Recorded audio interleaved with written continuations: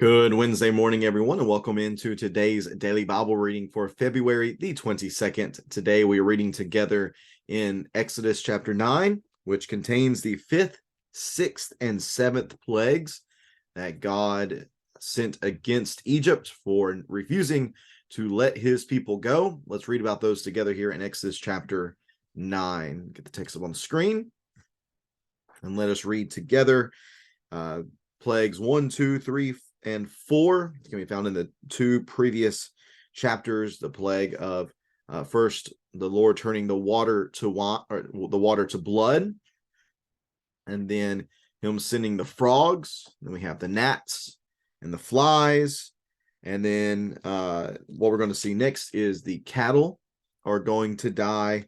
And then there's going to be boils and hail within this chapter. And then, of course, as we continue on, there is going to be locusts, and then darkness, and then the death of the firstborn. And really, as we progress throughout these plagues, we're going to see that they're really going to be ramped up in nature. These first ones that we see, the water to blood, the frogs, gnats, and flies, although they could have contributed to death, they were more so just annoyances and difficulties that were heaped upon them by the Lord. Definitely nothing that was enjoyable. They were major annoyances, but they were not things that were directly going to kill someone. Yet here, within this text, we see directly death coming to livestock. Then we see the plague against the bodies of the Egyptians. And then finally, whenever Yahweh sends the hail, that is going to directly result in death of those who are caught out in it. So we see then the ante being upped, and the Lord is going to continue to display his power as being so much greater than Pharaoh and everything that he represents. So here in Exodus chapter 9, verse number 1, then the Lord said, Yahweh said to Moses, go into Pharaoh and say to him, this is what Yahweh, the God of the Hebrews, says, let my people go, so that they may worship me. But if you refuse to let them go and keep holding them, then the Lord's hand will bring a severe plague against your livestock in the field, the horses, the donkeys, camels, herds, and flocks. For Yahweh will make a distinction between the livestock of Israel and the livestock of Egypt, so that nothing of all that the Israelites own will die. And Yahweh set a time, saying, tomorrow Yahweh will do this thing in the land. And Yahweh did this the next day. All the Egyptian livestock died, but none among the Israelite livestock died. Pharaoh sent messengers who saw that not a single one of the Israelite livestock was dead. But Pharaoh's heart was hard, and he did not let the people go. Then Yahweh said to Moses and Aaron, take handfuls of furnace soot, and Moses is to throw it toward heaven in the sight of Pharaoh. It will become fine dust over the entire land of Egypt. It will become festering boils on people and animals throughout the land of Egypt. So they took the furnace soot and stood before Pharaoh. Moses threw it toward heaven, and it became festering boils on people and animals. The magicians could not stand before Moses because of the boils, for the boils were on the magicians as well as on the Egyptians, as well as on the Egyptians. Remember our new word that we created for this, the Magyptians. Verse number 12, but the Lord, Yahweh, hardened Pharaoh's heart, and he did not listen to them as Yahweh had told Moses. Then Yahweh said to Moses, get up early in the morning and present yourself to Pharaoh. Tell him, this is what Yahweh, the God of the Hebrews, says, let my people go, so they may worship me. For this time I am about to send all my plagues against you, your officials and your people. Then you will know there is no one like me on the whole earth. By now I could have stretched out my hand and struck you and your people with a plague, and you would have been obliterated from the earth.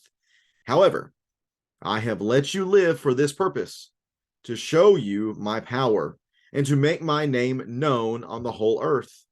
You are still acting arrogantly against my people by not letting them go. Tomorrow at this time I will rain down the worst hail that has ever occurred in Egypt from the day it was founded until now. Therefore, give orders to bring your livestock and all that you have in the field into the shelters. Every person and animal that is in the field and not brought inside will die when the hail falls on them. Those among Pharaoh's officials who feared the word of the Lord, who feared the word of Yahweh, made their servants and livestock flee to shelters. But those who didn't take to heart Yahweh's word left their servants and livestock in the field. Then Yahweh said to Moses, stretch out your hand toward heaven and let there be hail throughout the land of Egypt, on people and animals and every plant of the field in the land of Egypt. So Moses stretched out his staff toward heaven, and Yahweh sent thunder and hail. Lightning struck the land, and the Lord rained hail on the land of Egypt. The hail, with lightning flashing through it, was so severe that nothing like it had occurred in the land of Egypt since it had become a nation. Throughout the land of Egypt, the hail struck down everything in the field, both people and animals. The hail beat down every plant of the field and shattered every tree in the field. The only place it didn't hail was in the land of Goshen, where the Israelites were. Pharaoh sent for Moses and Aaron. I have sinned this time, he said to them. Yahweh is the righteous one, and I and my people are the guilty ones. Make an appeal to the Lord. There has been enough of God's thunder and hail. I will let you go. You don't need to stay any longer. Moses said to him, when I have left the city, I will spread out my hands to Yahweh. The thunder will cease, and there will be no more hail, so that you may know the earth, or so that you may know the earth belongs to Yahweh. But as for you and your officials, I know that you still do not fear Yahweh God. The flax and barley were destroyed because the barley was ripe and the flax was budding, but the wheat and spelt were not destroyed since they are later crops. Moses left Pharaoh and the city and spread out his hands to Yahweh. Then the thunder and hail ceased, and rain no longer poured down on the land. When Pharaoh saw that the rain, hail, and thunder had ceased, he sinned again and hardened his heart, he and his officials. So Pharaoh's heart was hard, and he did not let the Israelites go, as Yahweh had said through Moses. And that is Exodus chapter 9.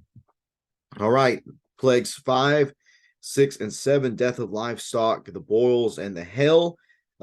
This is, as I mentioned, the first plague, the fifth plague, the death of livestock, that directly leads to death. And like the middle plague of the first series, remember there's 3 series of plagues. There's 1, 2, 3, and then 4, 5, 6, and finally 7, 8, 9. And then the 10th plague is the ultimate plague. It is the crescendo of it all. That it is the final death blow to Egypt. But these 3 sets of 3 plagues really correspond to one another. And this one is very much like what we saw back with the second, the second plague, which addressed animals, which had something to do with animals. We've seen that in a few of these particular plagues. Some of them deal with elements, some deal with animals. Then what we're going to see today is the 7th plague actually deals with the weather, which is very, very interesting. But here the focus now turns to, again, real strong judgment against everything that is living within Egypt. Here it says that the Lord's hand will bring a severe plague against the livestock in the field, horses, donkeys, camels, herds, and flocks. Previously, with the gnats, I believe it was, they said that they couldn't replicate it. This is the finger of God. Well, now it's not just the finger, but it is the hand of God that is going to be upon the livestock of the Egyptians. They had a particular god or goddess, maybe, named Hathor, Hather, which was depicted as a cow-like figure. So here then is Yahweh sending, I guess, we actually don't know the means by which they died. It's just that they died. Was it some sort of sickness, some immediate striking of them all dead at once, whatever it might be. Here is God showing his power over livestock and over this thing that depicts one of their gods. I think it's one of the things that we can take away from this is whenever you depict a god or a supernatural being as something of this world, it really is demeaning to the supernatural being. And it probably is one reason why we're going to see in the Ten Commandments that God does not want you to make an image of him. He does not want you to try to depict him as something that we know. For everything that we know is not worthy to depict who our God is. So here is God showing power again over the Egyptians in this way. Now, what is interesting is that the Lord actually said, again, he came to them and said, let my people go. But if you refuse to let them go, if you don't do this, then here is going to come the plague. There obviously was refusal because he said again, or he mentions that it's going to happen tomorrow. Tomorrow comes, the plague comes, the Egyptian livestock died.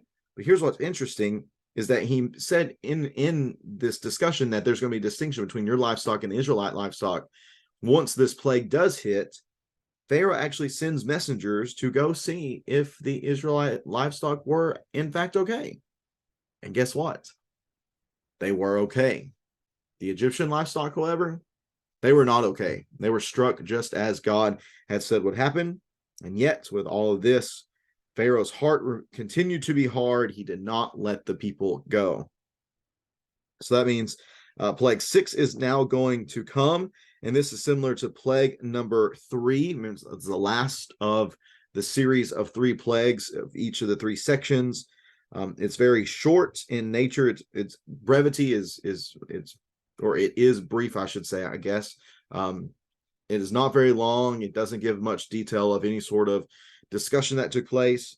It just happens. And the way it happens is the Lord tells Moses and Aaron to go and to get handfuls of furnace soot. What's interesting about this? What was made in the furnaces? The answer to that would be bricks. Here, Yahweh is telling them to go get the soot from the furnaces where more than likely the bricks were made that the Israelites were supposed to make to do their harsh labor, and that soot is turned around and used to bring harsh torment upon the Egyptians. The Egyptians were known as very clean people. To have some sort of skin blemish such as these boils would have been not only extremely painful but humiliating to them. And yet that's exactly what we see take place with this particular plague. These boils were all over not just the people, but also over the animals. And what we see in verse 11 is that the magicians who have continued to try to stand up and to represent their gods and to show they have power too, they can't do anything, for they themselves were covered in boils, and they could not do anything before Moses and Aaron. Verse 12 tells us that the Lord hardened Pharaoh's heart, and he did not listen to them as the Lord had told Moses. How does God do this? How does God harden a heart? Well, again, he puts this choice before Pharaoh. You can either submit to me or you can continue to rebel. And unfortunately, Pharaoh continues to choose to rebel. Yet, all of this is for a purpose. God knows. He knows the heart of Pharaoh. He knows the rebelliousness that is within his heart. And God's going to use that to his glory. He's going to use that specifically within the 7th plague, which is the longest section that is given to any one plague that is mentioned within the 10 plagues. This is also the first in the last series of plagues. This is where God controls the weather. He controls the elements once again. He tells Moses to get up, go early in the morning, present yourself to Pharaoh just as he had done with plague number 1 and just how he did with plague number 4. So here with plague number 7, get up, go early, present yourself to Pharaoh, and basically give him the background of exactly why all of this is happening. Let my people go. That's what he says in verse number 13. So they may worship me, for this time I am about to send all my plagues against you, your officials and your people. and then you will know. All of this was done so that Egypt and their Pharaoh would know with certainty that no one compares to Yahweh. No one compares to Yahweh. Yahweh says, listen, I could have just wiped you out. I could have absolutely just obliterated you. But I didn't. I didn't because I wanted to show you who I am. And to let you know that the God of these people that you have hurt, he has come to avenge them. But not only that, he also says in verse 16, I have let you live for this purpose, to show you my power, not just so that you know, though, but to make my name known on the whole earth. The whole earth. You are still acting arrogantly against my people by not letting them go. So tomorrow, here comes hell. And it is going to be the worst hell that you have ever seen. And of course, I'm in hell, I'm saying Hail, the ice that falls from the sky. We've probably all experienced that at one point in our lives, probably from very insignificant hail to very significant and damaging hail. I know we were hit whenever I was at school at Tennessee with a hailstorm my first year there, and my car just got beat to bits till the day we sold that car. It had a bunch of dents in it from where hail had just wrecked the frame, or it wrecked the outside of the car because there was just so much of it coming down. Now I want to focus for just a minute on what we see in verse number 6. To show you my power and to make my name known on the whole earth. What's so interesting is that as we continue to read within the story of God's people, once they leave Egypt and once they're going into the land of Canaan, specifically whenever they get to Jericho, one of the things that Rahab says, she says, we have heard what happened in Egypt. We've heard what happened in Egypt. So what God did in Egypt was certainly known to the whole earth. His power was known. That's why they trembled. They trembled at the thought of the Israelites coming up against them, because if their God could do what he did to Egypt, then what might he do to us? And certainly that is one of the purposes for God doing this. Something else that's interesting about this particular plague is that God actually gave Pharaoh notice and told him that, you should probably go and put your livestock and your servants and hide them. I think this is a test for Pharaoh, a test to see whether or not he would submit himself and listen to Yahweh or not. There were some who did fear what Yahweh said, and they hid their servants and livestock, but there were some who did not. And because of that, those who did not, well, their livestock and their servants were caught up in this killer hell. And this is certainly an intensifying of the judgment against the Egyptians. Again, previously, we see in plague number 5, livestock are killed. Then in plague number 6, humans and livestock both are afflicted. But now here in 7, there is literal death that is going to take place within this plague. One particular Egyptian god, Seth, was said to manifest himself in wind and storms. But here it's not Seth who's coming in power, but it is Yahweh alone. Hail, lightning, thunder, all of these are things that are used in the prophets specifically to represent the judgment of God. And certainly the judgment was coming very strongly upon Egypt, but not Goshen. Verse 26 tells us that Goshen was spared.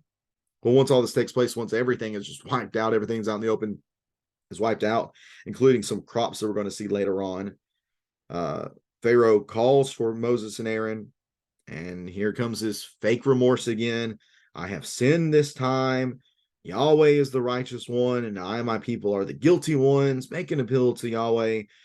There's been enough of God's thunder and hail. I will let you go, and you don't need to stay any longer. And Moses says, very interesting, Moses says, I will cause this to cease, but I just want you to know that I know that you and your officials, that y'all don't really fear the Lord. I know that. I know that you don't fear Yahweh God. And then there's a detail given to us, as I mentioned a second ago, in verses 31 and 32, where the flax and the barley were destroyed, because it was that time of year, is the time for that particular harvest. What's interesting is that the harvest time, there was another Egyptian god named Min, And harvest time was known as men's coming out party. It was a time whenever he was glorified for giving a harvest. Well, guess what? Men's not being glorified this year because there will not be any harvest at this time because the hail destroyed it all. Moses ends up leaving the city. He does spread out his hand to Yahweh, and the thunder and the hail cease. The rain no longer poured on the land. And yet, whenever Pharaoh saw that everything was cleared up, once again he sinned, and his heart was hardened. He and his officials, and Pharaoh's heart was hard, and he did not let the Israelites go, as Yahweh had said through Moses. Again, God knows exactly who he's dealing with. He knows about the hardness of Pharaoh's heart, and he is going to use that to his advantage. And he's going to use that to his glory, not just so that the Egyptians know that there is no God like Yahweh, but so once again the whole world might know that there is no God like Yahweh. We've seen that so far in the first 7 plagues. We're going to continue to see that tomorrow as we read together from Exodus chapter 10 and look at plagues 8 and 9, the locusts, and then the darkness. Hope you can tune in for that reading. Thanks for tuning in today. Have a great rest of your Wednesday. Looking forward to being with everyone tonight for our Bible studies at 7 p.m. Take care and God bless.